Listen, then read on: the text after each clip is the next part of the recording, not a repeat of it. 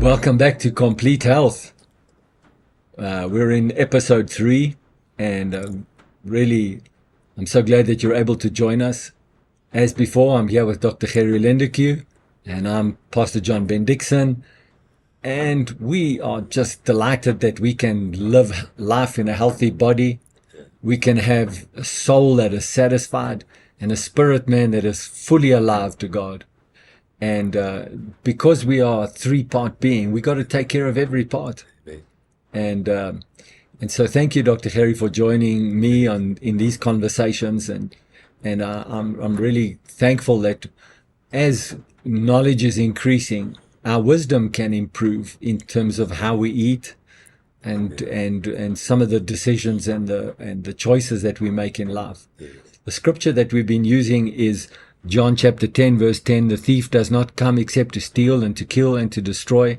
I have come that they may have life and that they may have it more abundantly." Amen. And the reason we're having these conversations is because we want the more abundant life. Amen. And we're trying to stop the thieving and the stealing Yes. and the destroying. Yes. Yeah. Amen. And the last session we talked about rest and digest. Yes. And fight or flight modes of living, generally speaking. But we did want to talk about sugar. Yes. We started off trying to talk about dieting and about sugar. And I guess the question I asked is, why do people diet? Yes. And part of the answer is because they're eating too much, and perhaps they're eating too much sugar. And so maybe the balance between eating too much and or eating too much sugar. I mean, everybody wants to blame sugar all the time. Yes. Yes. Because it's the easiest thing to blame. Yes. But sugar, I mean, that's a real thing. Yes. Because you can eat chocolates and ice creams and sodas and all of that sort of stuff. Yes. But overeating is equally as bad, right? Yes. See, it's a bit like a mechanism that gets broken inside of your physical body. Right. The mechanism to handle sugar can get broken by abusing it. Right.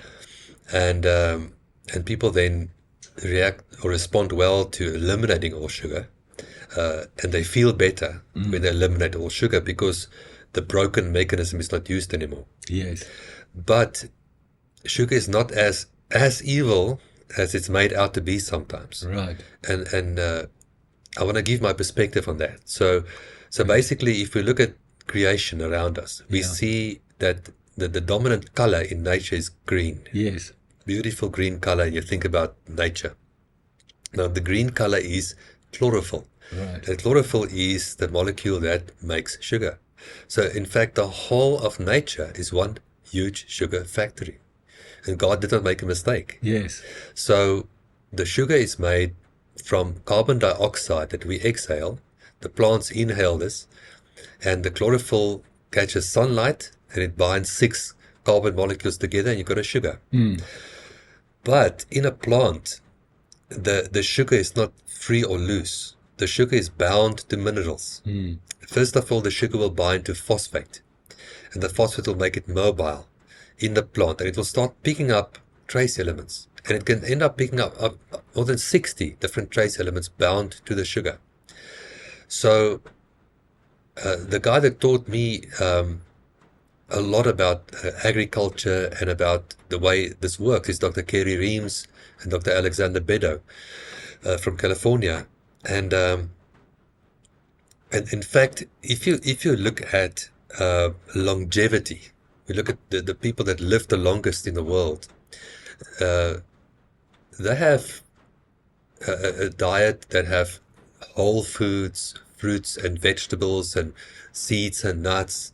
There's some meat, but not overwhelming amounts. But the thing that strikes me the most is the quality of the food they eat. Right. So Dr. Reams had this a way to measure quality in a fruit called the refraction index. So basically, the higher the mineral sugar content of a peach or an apple, the more mineral it's going to deliver. Now, in nature, you can see animals instinctively know this. Right. The cow would put her head through the fence and try and bite that little piece of grass on the other side because a cow can taste a 0.5 difference in refraction or in bricks. Amazing. In grass. I've always wondered why you see they're going through the Yeah, fence to try yeah, and get. Why don't you yeah. eat the thing on your side of the fence? No, they did an experiment in the United States where in an area where it snows, Right. and they would make bales for the cattle to eat Yes. during the winter time. Yes. And there's one field where fertilized properly, much better than the other fields. It had proper fertilization techniques used. And the bales from this field had a higher refraction index. So if you took the juice of the grass, Right. the sugar content was higher, but the mineral content was higher too. Yes. And that's the thing that I want to just emphasize. Emphasize. It's a mineral sugar. So the cows, they did one fertilization, and they would put out the bales in random sequence, and the cows could recognize the fertilized bales for up to 7 years following the one fertilization. They would eat a little bit of the bales, and they would take that row and just clean it Amazing. out first. Amazing. Because that's the one with the higher mineral sugar content. Right. It's more satisfying, it's more nutritious. So we are made to like sugar. Yes. Anybody that's honest Right. likes sugar. Sugar, Because that's yes. all we're after that. Because if we're walking around in a orchard, the sweetest peach is the healthiest peach. Right. Because the sweetest peach has way more minerals bound to the sugar, and it delivers mineral energy to the body. And mineral energy is what our bodies are made from. The problem comes in when we start refining the sugar out of plants. And now we divorce the sugar from the minerals. Okay. And we have sugar without any mineral. Right. So now our brain still tells this is nice. This tastes nice because the sugar content is high. Ah. But it's not necessarily healthy food. It's very unhealthy because now it's just sugar. It's deceitful meat. Right. This is deceitful meat. Huh. Deceitful meat means it tastes good, Right. but it's not good. Right. Now, to grow a peach properly takes a lot of skill, a lot of knowledge, and a lot of patience. To have the sugar content of that fruit go 5 times higher by using the correct foliar applications, the correct soil amendments, that's going to be the tastiest, most memorable peach you've ever ate in your life. Few people have the privilege of eating a peach like that. Right. And it will be a tremendous blessing to your body, because that will deliver mineral energy, and the energy in the sugar is there to give energy in the digestion, to liberate the mineral, to get the mineral into your body, and it will build tremendously strong body. Wow. Strong bones, strong body. And probably you will only have to eat one peach. Very because satisfying. it'll have all of the stuff you need Very in it. satisfying, because you'll Yes. feel it, and it will be an amazing thing. Now, once you start dealing with this and you start growing vegetables this way, you can hardly recognize the taste of vegetables. And you can't blame the kids for not eating the vegetables, Right. because it's junk. Tasteless. It's tasteless. Yeah. So just eating a lot of fruits and vegetables is not necessarily healthy if it's poor quality. Right. If it's poor quality that's grown poorly, where the refraction index or the sugar content is low, the mineral content is going to be low. It's going to be watery, overly hydrated because of maybe too much nitrogen used, but there's not enough calcium, not enough magnesium, not enough of all the other trace elements in there. That's not healthy. That's actually food that's also deceitful meat, because it's also going to come steal from your body. But the ultimate example is a candy bar, that's high, sweet. It tastes like amazing out of a sweetness perspective, but there's zero minerals in there. It's just going to come rob your body of minerals. Right. So that's why we get deceived. And I think so that's the first thing. If we can grow the produce. Now, I was at a blue zone a few years ago. The blue zone is where people live very long. So I went to this island called Ikaria. And 30% or so of the island lives to 90 or beyond. Where is that? Is that near Greece? Yes, it's a Greek island. Greek island. Blue zone. And what struck me from living, going there and going to the houses and see what they eat is the quality of the produce. Like there's one guy on the island that grows the tomatoes, and it's amazing tomatoes. You can just eat the tomato. It's just a different taste, a different quality, because the refraction index goes up and up and up, so the mineral content goes up. Right. And you reap the rewards in your body. So I think that's the thing. Now you do get the effect on your microbiome So your microbiome is the gut bacteria. Right. And the wider the variety of fruits and vegetables I can consume, the wider my spectrum in my microbiome is going to become. I'm going to become healthier and healthier, you know. Is the reverse also true? If you're eating like fast foods, Narrow diet. low density Yeah. food that Yes. are delivering low nutrition levels, Exactly. you're going to lose some of those microbiomes in your The body. microbiome is going to become very narrow, and you might get some kind of immune-based diseases, because your microbiome is very important to the immune system. So you might get autoimmune diseases and all that kind of stuff happen because the microbiome is out. Right. And so I don't want to change subjects too much, but if people are constantly having antibiotics to deal with Yes. sickness and disease in their Yes. body, that will also affect those microbiomes in that. Absolutely. And so you actually end up becoming less and less healthy Yes. because you're eating less and less nutritious food. Yes. Yeah. Antibiotics used both to treat diseases, sometimes unnecessarily so, but also antibiotics used in the production of food, like animals that are routinely given antibiotics in their feed. And then you've got your insecticides, pesticides used on the crops. All of those chemicals concentrate into our diets, and then it has this detrimental effect on our microbiome. Wow. And so from a sugar perspective, if we're eating the highly nutritious sugar, I think you were saying that's a good thing to have. It's useful to the body if it's well grown sugars. Yes. So the other side, of course, I think that you were eventually going to get to, Dr. Gerrie, is that if you're having refined sugars and eating lots of refined sugars, Very bad. there's no value to it because they don't bind with any minerals Yeah. or trace elements. Exactly. So it's only sugar that's going Yeah, into your and body. it's coming to rob minerals out of the body now, Right. instead of delivering minerals to the body. Right. Now, one thing that you can observe in the blue zones is that they eat a lot of ultra slow carbs. So they would eat beans, lentils, and unprocessed grains and stuff like that, which digest slower. So you don't want to shock your blood sugar.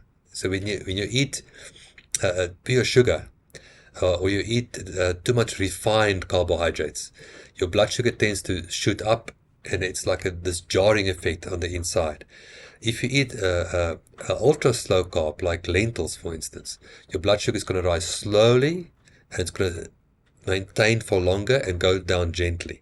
And then you won't get this extremes in the shift Right. within your body. Right. And that's protecting that mechanism. We don't want to break that mechanism inside of us. Yes. So we will feel more satisfied for longer. Our energy will sustain longer. And usually it's about the fiber to carbohydrate ratio in the foods. So natural foods should have about a 1-to-4 ratio between carbs and soluble fiber. And that helps to control the release of the sugar into the bloodstream, Right. and make that more mellow and more stable, to put it like that. Right. And so if you're someone who's saying, well, I don't want to be eating too much sugar, so I'm going to be keto, or I'm going to go on a carnivore diet, or I'm going to, because we started this process talking about diets originally. Yes. And so people go on diets because essentially what they're trying to do is to slow down the release or the amount of carbs that they're eating. Yes. Essentially. Yes. And or maybe fats. Yes. So what do you have to say about people that are constantly having to find new ways of changing their eating habits and going on keto and going on carnivore and going on different diets to try and change their weight or their appearance? Well, sometimes there might be a reason for somebody to go on a diet like that. And these people that get health benefits from, say, for instance, a carnivore diet. Right. And I can understand that, because maybe they have a very sick microbiome. Okay. And they react, the microbiome has been abused for many years because of the processed foods and the excess sugars and stuff. And now by just eliminating all carbs, they feel better. Right. Because the broken mechanism of the blood sugar control is not being used. Yes. And the microbiome is reduced to a more simple form. Right. But for me, and I've got full sympathy with that, and I think it Yes. might be a good idea temporarily to do that in some cases. Yes. But it can't be a diet that you can sustain for the rest of your life, in my mind. Yeah. Because what's going to happen there is eventually going to start losing mineral. Right. It'll shift your mineral balance. You're not going to get all this amazing wide spectrum of minerals you get from all the different plant foods. We originally made to eat plants. The meat came later. So there's a diet called the GAPS diet, where people eliminate all fiber, they eliminate all carbs, and they start very simply on, like, for instance, ghee or butter, and a little bit of fats are used, and a little bit of meats added, broths and stocks. And it's a diet that's used to address autoimmune diseases. So the carnivore diet, in my mind, is very much similar to the GAPS diet. You're eliminating all the fibers, you're trying to address a specific problem in your body. And in some extreme cases, it might be worth it, Right. But always keep in mind that's not, I don't think you'll live out as long and as healthy as you would have if you can migrate back to plant foods again, slowly, and you always have, Increasing that overall Yes. health Yeah. lifestyle. Yeah. Yeah. because nowhere did I find a blue zone that was carnivore, Right. and the blue zones, for me, that's a good place to look, because they already proved the point. They live the longest and the healthiest. And the healthiest. Yeah. Just mimic them and you'll get the Do same well. results. You can figure out later why it works. It just works. Did they eat meats and or chickens and or fish? Did they eat They do. any kind of protein They like do. that in those? Most of the blue zones do, but they don't eat it, I think, in the quantities that we do. Right. So they would, for instance, have to slaughter something. Yes. And they have this feast on the plain on the weekend where they have goat's meat or whatever. Yes. But during the week, they might not have meat on a daily basis. Yes. There'll be more lentils and pulses and lots of different variety Right. of plant foods, And for people that have experienced good results with keto, where they're cutting out sugars and they're kind of focusing more on fats. Yes, and that's a legitimate thing to do, because, like I said, that mechanism might be broken, handling the blood sugar. Now you're sort of resting that mechanism, Right. and you'll get results, Yes. which is great.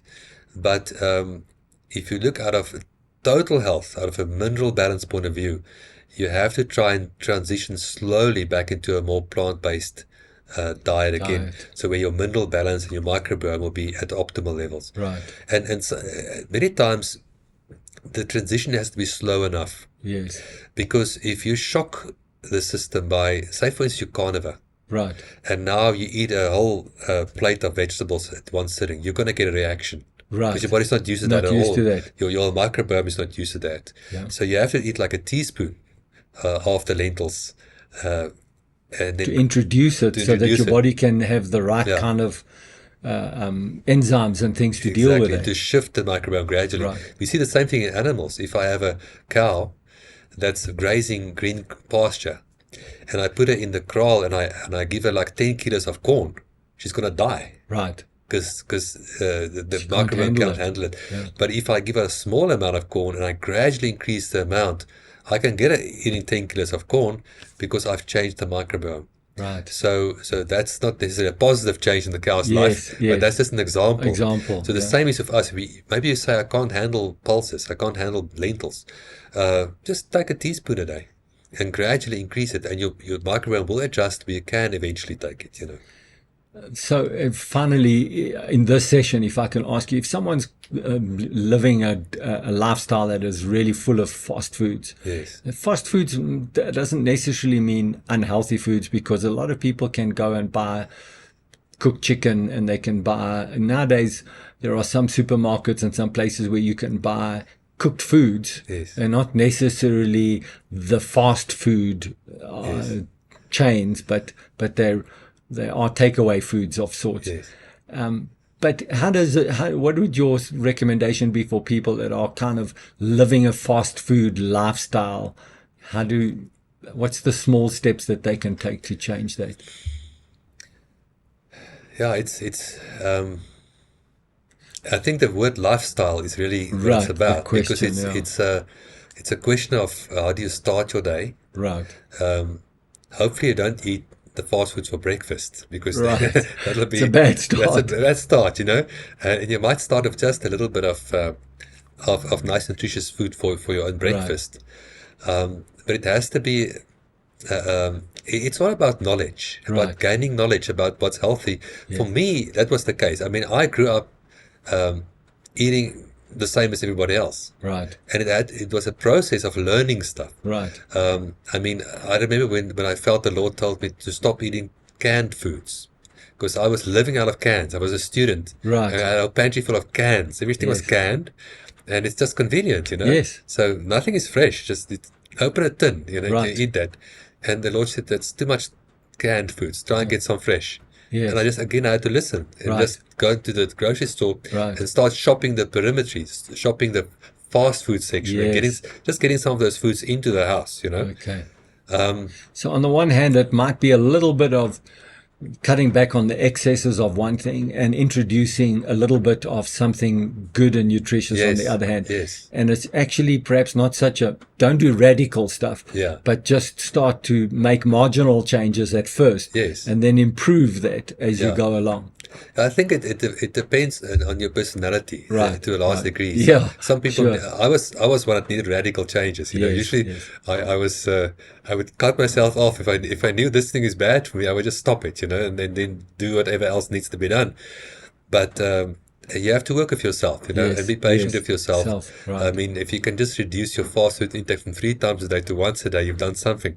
Yes. But the moment you get knowledge and you realize, wow, I mean, the rancid fats, the rancid oils that they are using in this fast food place is ridiculous. Yeah. I mean, they keep heating this oil over and over and over. Yes.